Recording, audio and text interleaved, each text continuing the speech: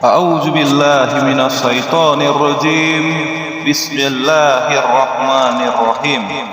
Allahumma sholli ala sayidina Muhammad wa ala ali sayidina Muhammad. La ilaha illallah Muhammadar Rasulullah. Assalamualaikum warahmatullahi wabarakatuh. Manusia yang terbaik dalam perjalanan waktunya. Saudara-saudariku, kita dilarang untuk membiarkan kemungkaran terjadi di tengah masyarakat, padahal kita mampu mengingatkannya. Nabi SAW mewajibkan kita untuk mengingkari kemungkaran yang ada di hadapan kita, baik dengan tangan, lisan, ataupun minimal hatinya membenci. Dalam hadis dari Abu Sa'id Al-Khudri radhiyallahu anhu, Nabi SAW bersabda, siapa yang melihat kemungkaran hendaknya meluruskannya dengan tangannya, maka jika tak sanggup hendaklah meluruskan dengan lisannya. Jika tidak sanggup hendaklah bisa dia meluruskan dengan hatinya. Dan ini adalah iman yang paling lemah. Dikutip dari hadis riwayat Muslim halaman 49. Bagian dari pengingkaran terhadap kemungkaran itu adalah menjauhinya dan tidak bergabung dengan para pelaku kemungkaran. Allah Azza wa Jalla mengingatkan para hambanya untuk tidak berkumpul dengan orang-orang munafik. Dan Rasulullah SAW kembali bersabda, sesungguhnya Allah telah menurunkan kekuatan kepada kamu di dalam Al-Quran, bahwa apabila kamu mendengar ayat-ayat Allah diingkari dan diperolok-olokkan oleh orang-orang kafir, maka janganlah kamu duduk beserta mereka sehingga mereka memasuki pembicaraan yang lain.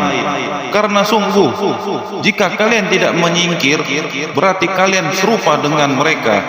Dikutip dari Quran surat An-Nisa ayat 140. Allah Azza wa Jalla menyebutkan orang yang ikut Nimrud beserta orang kafir atau orang munafik dalam melakukan kekufuran dengan jika kalian tidak menyingkir, berarti kalian serupa dengan mereka.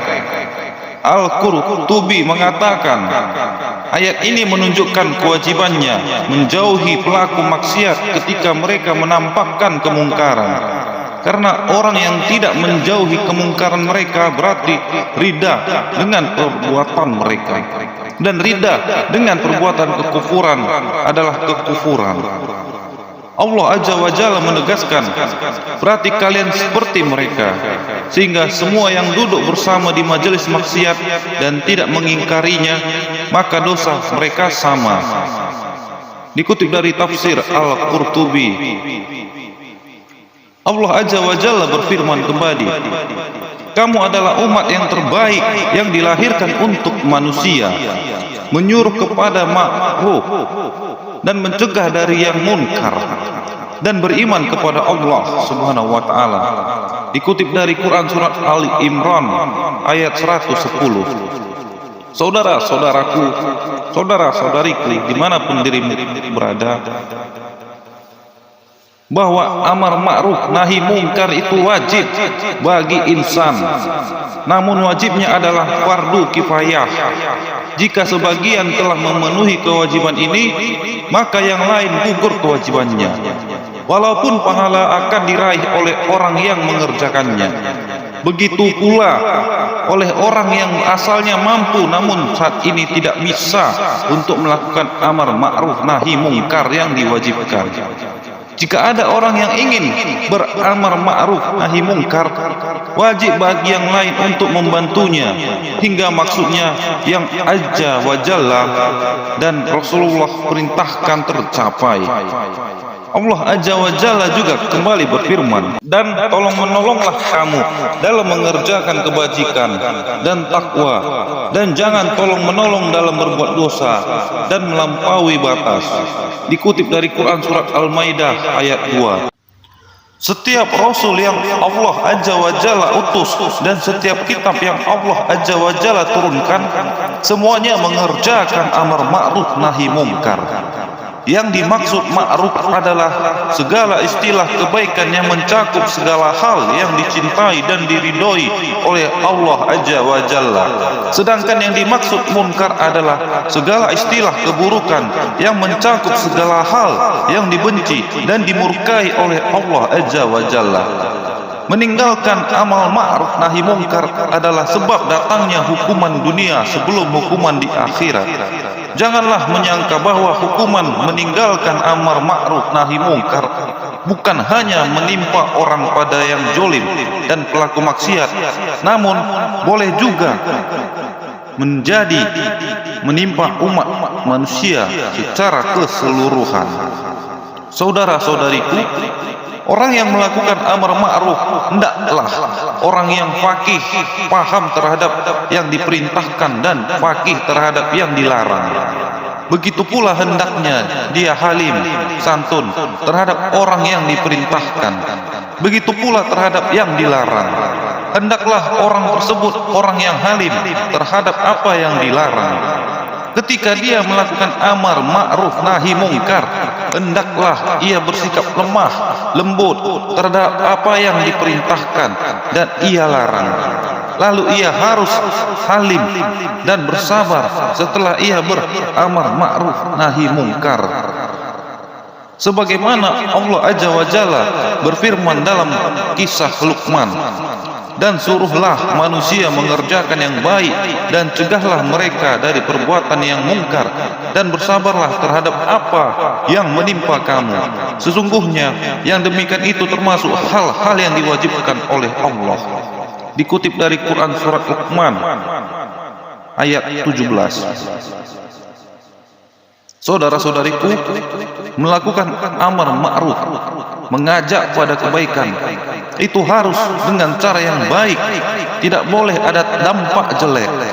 Demikian pula melakukan nahi mungkar, mencegah kemungkaran, harus dilakukan dengan baik tanpa membawa dampak keburukan.